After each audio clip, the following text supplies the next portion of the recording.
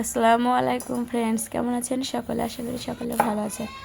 আলহামদুলিল্লাহ আমিও খুব ভালো আছি। তো চলো আজ আমি তরমুজ মাখা করব। তরমুজ মাখা বলতে গেলে আপনার তরমুজটা অতটা মিষ্টি না। চলো কি দিলে তরমুজটি খেতে ভালো লাগবে এবং স্বাদ লাগবে, একটাই জিনিস, অনেক কিছু না। পুরো ভিডিওটা দেখতে থাকো।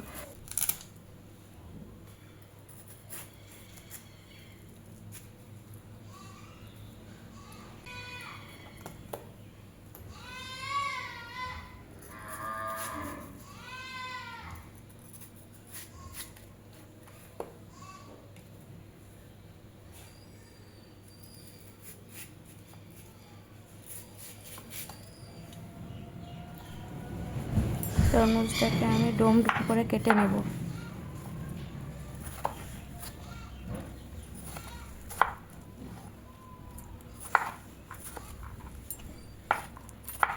তোমরা যেভাবে ইচ্ছা কাটতে পারো, লম্বা করেও কাটতে পারো, কুচি করেও কাটতে পারো, যেভাবে ইচ্ছা কাটতে পারো।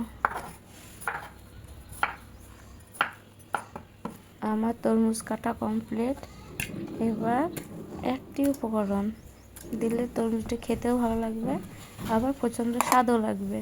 তোমরাও বাড়িতে ট্রাই করে দেখবে। এটা কি বলো তো? এটা হলো লবণ, সবচেয়েতে স্বাদ।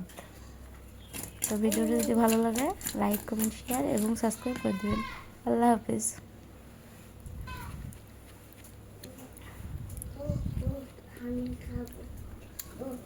দারুণ।